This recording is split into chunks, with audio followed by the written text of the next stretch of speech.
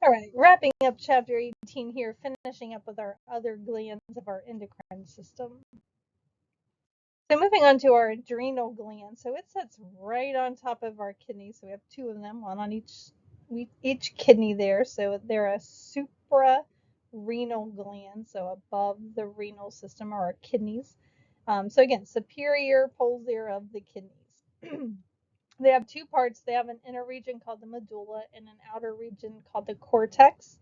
Our medulla is made from what are called neural crest cells, but it's again sympathetic. So we think about fight or flight.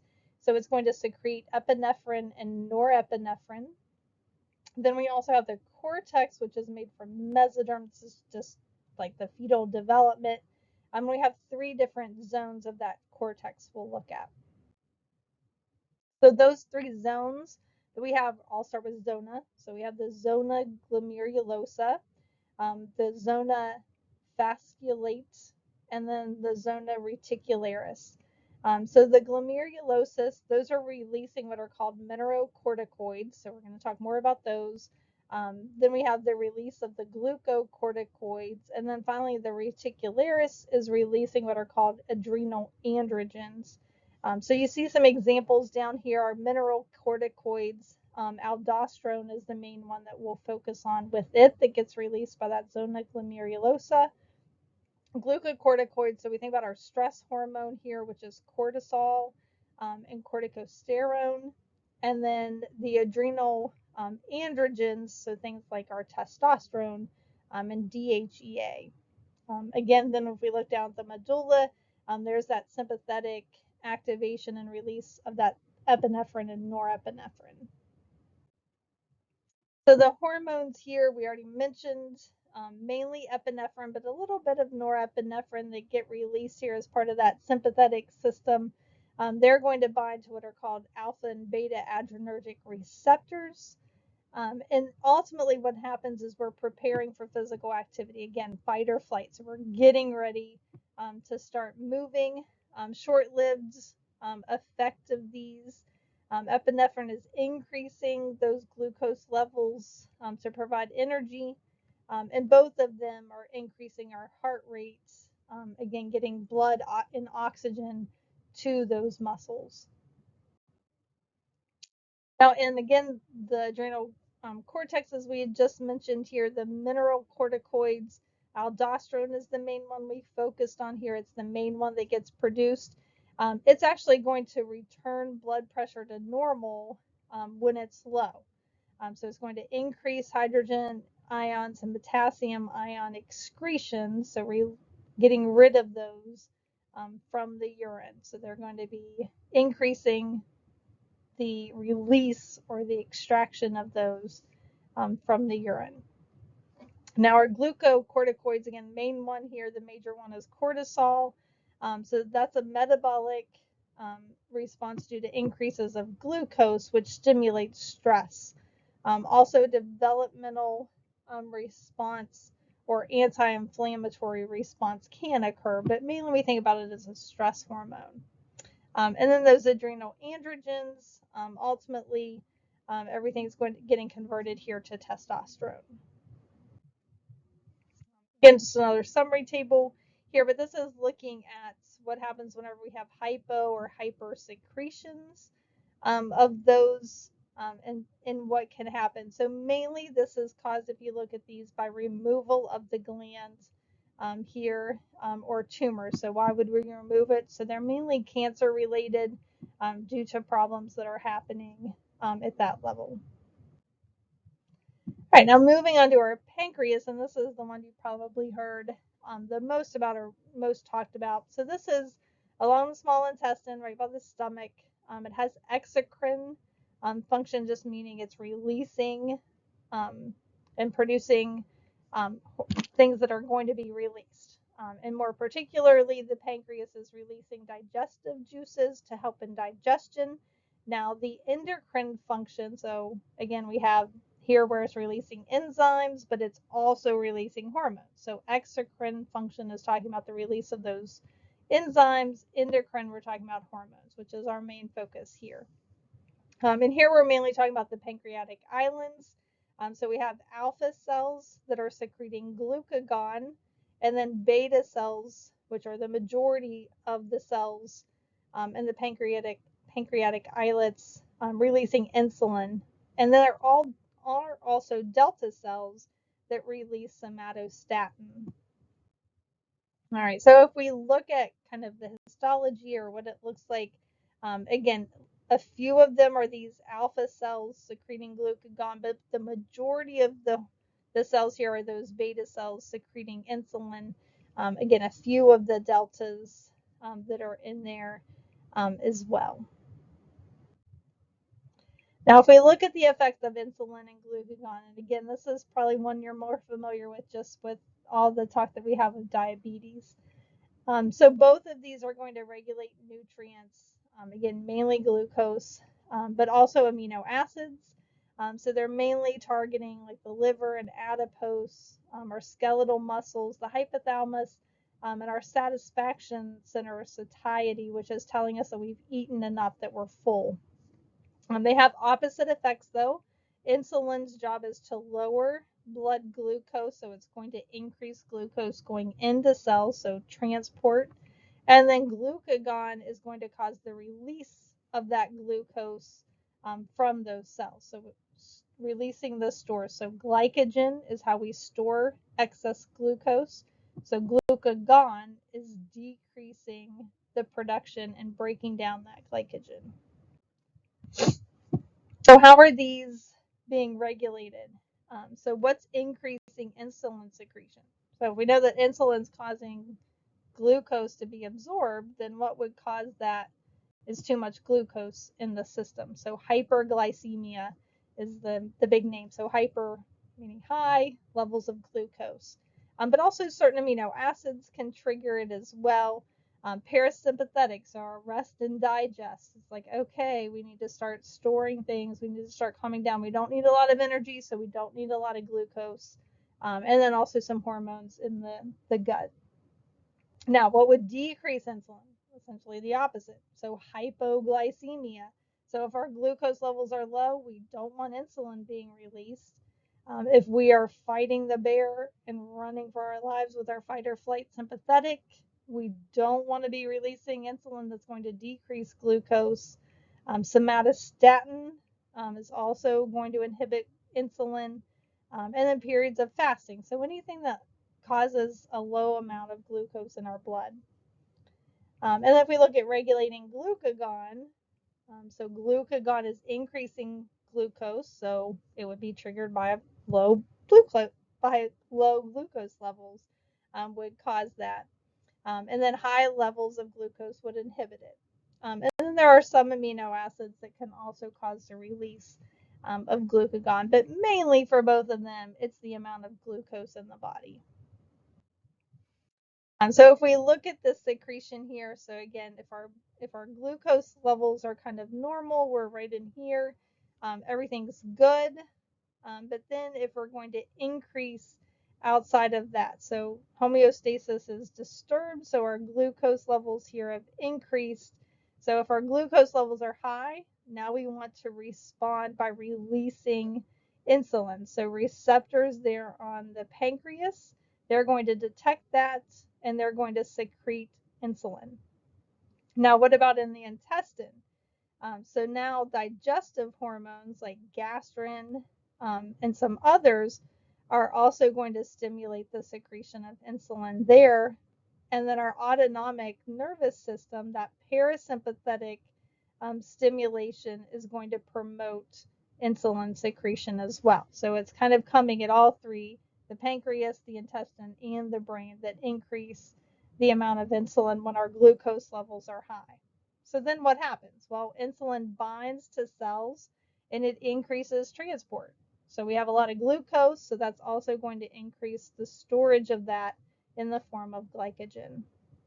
All right, so now we've returned, but now what if we go too low? So now if those levels decrease, now essentially the opposite happens. We're still activating the pancreas, but now instead of releasing insulin, now we're going to decrease insulin secretion and we're going to increase that glucagon secretion. All right, our intestines, we're going to get inactivity here, which is going to decrease the insulin secretions. Our autonomic nervous system, we're going to get sympathetic stimulation here that's going to decrease insulin secretions. So again, the pancreas stops secreting it, the intestines stop secreting it, and that sympathetic system is going to stop insulin secretion. Then that effect here, if we look at our response, so decreased insulin would then allow more glucose to stay in the blood and allow those levels to come back up. All right, now if we look at some hormone regulation based on nutrients, so thinking about like our eating and what's happening with hormones here. So right after a meal, if we think about this is whenever we have lots of nutrients being absorbed by the intestine. So secretion of glucagon, our stress hormone, cortisol, growth hormone, and epinephrine are going to decrease.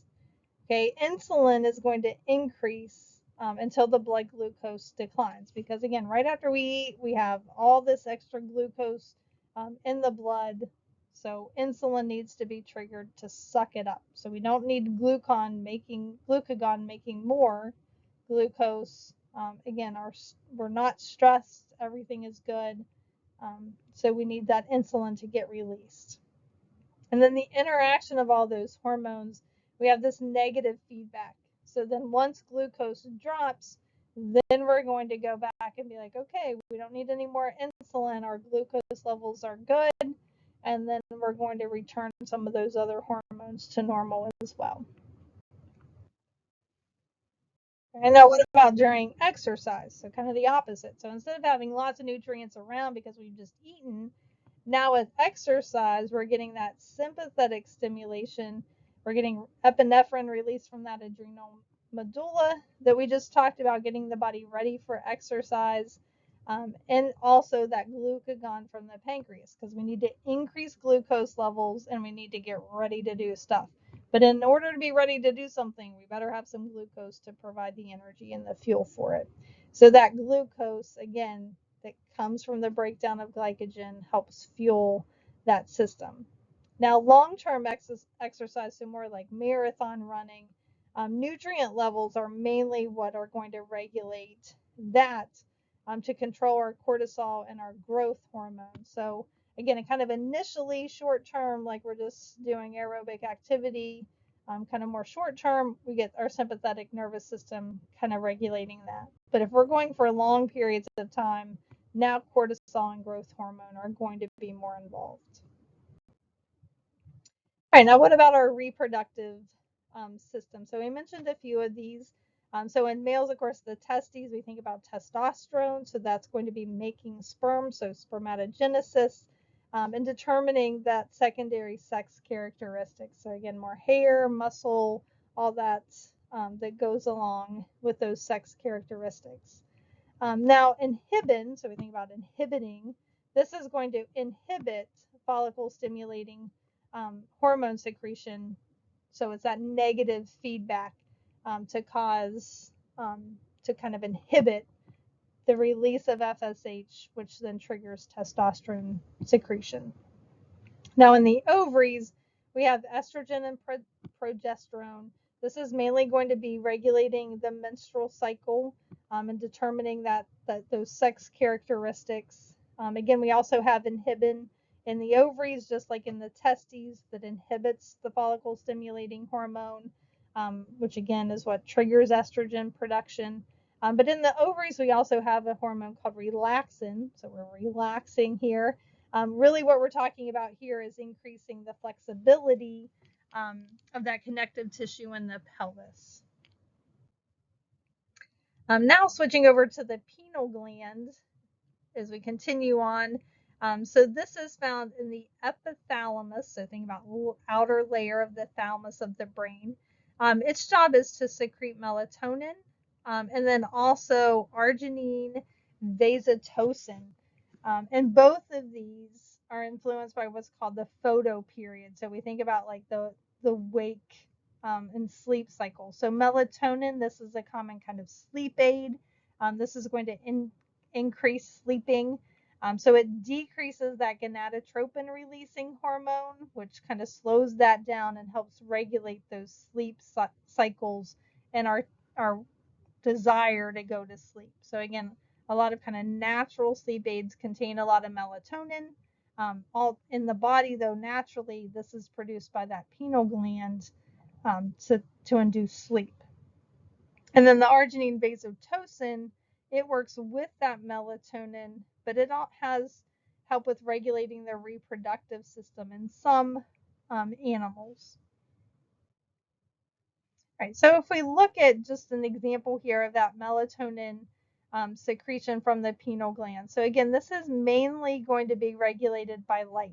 So light's coming in to the eye. So we see here our light rays coming in. Well, that's going to stimulate action potentials in those retinal neurons. Now, action potentials cause neurotransmitters to be released, and that's going to be there at that hypothalamus. So the light stimulates action potentials. That's going to activate the hypothalamus, and more specifically, that sympathetic division of the pineal gland. Now, a decrease in light, that's going to cause an increase in that sympathetic stimulation. So essentially, it's inhibited by light, so therefore darkness would activate it.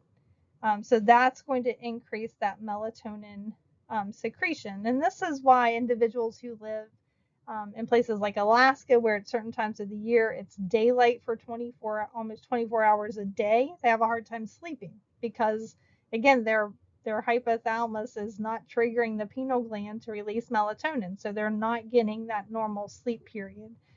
So again, they have to induce kind of a dark shades and kind of mimic that dark cycle so that that light is inhibited and we get the release of those of that melatonin. Oops, sorry about that. Just erase that. My mouse got a little crazy on me. All right, but then we also have what's called melatonin, we also have melatonin that inhibits that gonadotropin releasing hormone, and that also can help regulate the sleep cycles as well. So again, all controlled there by that melatonin regulating the sleep cycle. All right, now a few other hormones just to kind of wrap up here and some chemical messengers. The thymus is another one of our glands, so it produces thymosin, so that's kind of easy to remember there. And if we think about the thymus is where we're going to get the maturation of those T cells or lymphocytes of our immune system. So thymosin helps with the development and maturation of those T cells, so it helps with the immune system. Some of the hormones of the gut or the GI, we have lots of them. We kind of already mentioned a few, but they're regulating digestion and enzyme secretion, so increasing the absorption or decreasing digestion and breakdown of certain molecules as we need them. Have what are referred to as hormone-like chemicals. So they're not technically classified as hormones, but they certainly act like them. And there are two different classes of these. Autocrine, so if we think about auto or self, these are going to be chemicals that are released by a cell that affect the same cell. So again, it releases it, but then it binds back to itself. And again, the idea here is it acts kind of like a hormone. It's regulating processes. So things like inflammation that are just essentially modified fatty acids. And some examples of this are prostaglandins that help with the inflammatory. This is one of like our NSAIDs, like ibuprofen. It blocks this process to decrease inflammation. Thromboxanes that are important in blood clotting.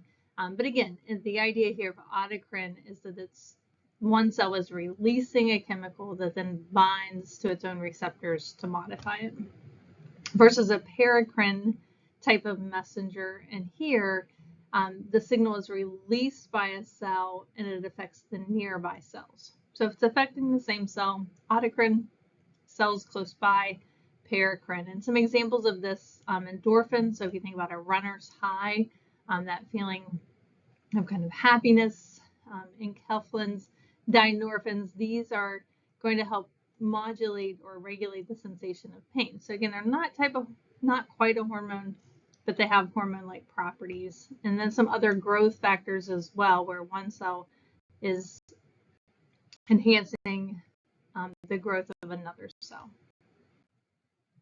Now, what happens with aging in our endocrine system? So as we get older, as with most things, we get a gradual decrease. And in this case here with the endocrine system, we're talking about a decrease in the secretion of hormones. So it's not so much that they're not being made, but they're being secreted at a lower level. So growth hormone, for example, as people age, except those who exercise regularly. So again, the benefit of exercising is it keeps that growth hormone being produced. But in other individuals, as we age, growth hormone starts decreasing. Melatonin, so sleeping issues as we age. Thyroid, again, thyroid is our basal metabolic rate. So it can affect, again, weight gain typically can happen, or weight changes, as well as reproductive hormones, so the decrease in testosterone or estrogen, which can affect sex drive and cause hot flashes. So we think about menopause and that type of thing. So then we also have a familial tendency, again, thinking about genetics here, to develop diabetes. So again, thinking about changes to the pancreas with decreasing insulin that can lead to type 2 diabetes. Up here with a few disorders and diseases of our endocrine system. So we talked about diabetes mellitus already, which is changes to the ability of the pancreas to produce insulin. But diabetes insipidus, this is due, instead of a change in insulin, due to a lack of antidiuretic hormone that results in excessive urination and very much mimics what's happening with diabetes. Hashimoto is an autoimmune disease of the thyroid that causes decreased secretion, so our metabolic rate is going down, weight gain can occur. Addison's disease, this is due to a low level of aldosterone as well as cortisol, and that can increase urination, also changes our blood pressure due to that. And then finally, gestational diabetes. This occurs only in pregnancy, so that's the gestational part, and then diabetes, where we have high glucose levels. And essentially what's happening here is a hormone called human placental lactogen, LPH.